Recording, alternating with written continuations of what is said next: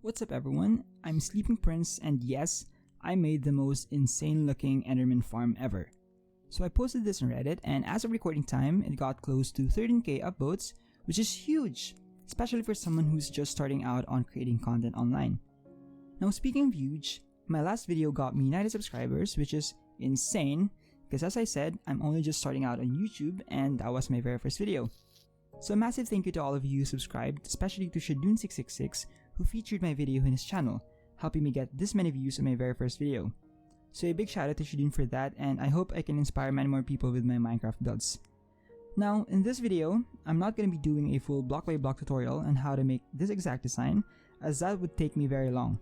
Instead, I'm just going to provide the world download in the description so you guys can build this exact design or modify it depending on what you want. I'm just going to show you my process of building this farm and how the mob spawning mechanics in Minecraft affected my design choices for this farm. So without further ado, let's look at the farm. Now in general, there are two main things that you need to keep in mind in order to build an efficient mob farm.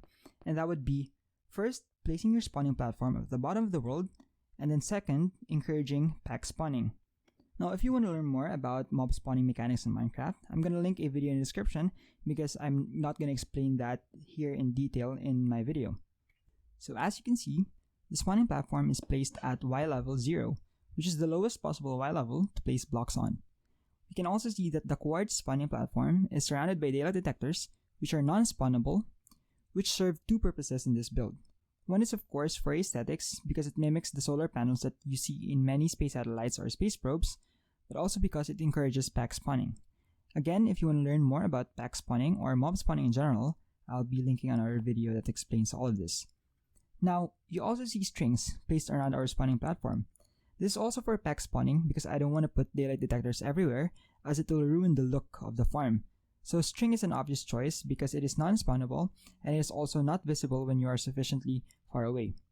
We also see 3 spawning platforms in each side, so we have 6 spawning platforms in total. Now this is obviously a choice I had to make because of the inherent look of space stations in general, where you have multiple solar panels placed on each side of your spacecraft. Now this also works out nicely for the farm, since each individual spawning platform is very thin, only 2 blocks wide and 8 blocks long. If I only made one of these spawning platforms, then it will severely decrease the efficiency of my farm. Essentially, this farm completes all the necessary things to look for when building an efficient farm, except for one.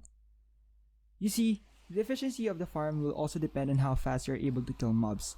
New mobs will not spawn if the mob cap is reached in your area. For hostile mobs including Endermen, the mob cap is 70. Now, since the Endermen have relatively high health, we need a powerful sharpness 5 sword with a sweeping edge to maximize the farm's efficiency. So after ticking all of those check marks, I was able to go from level 0 to level 30 in about more than a minute, which is already extremely efficient. You can access this farm via an elytra or a redstone flying machine. Which one is cooler depends on you, although I do think that redstone flying machines add more to the experience. Anyway, on the main end island, we have a space dock or a spaceport. If we go down to the dock itself, we can see a flying machine approaching from the distance, and once it arrives, we can ride it to go to the space station.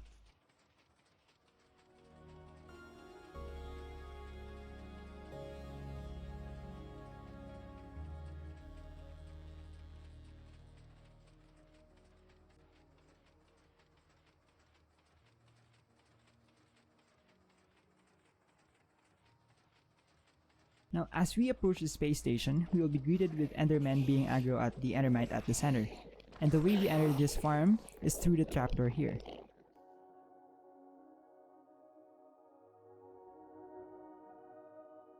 Now after we have sufficient levels to enchant our gear, we can then leave the space station through this button, which will eject us to space, although we'd still take fall damage.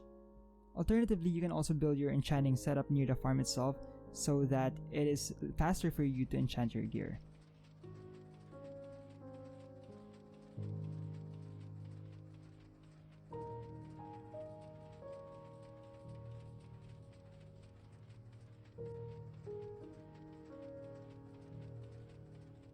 So this farm is cool.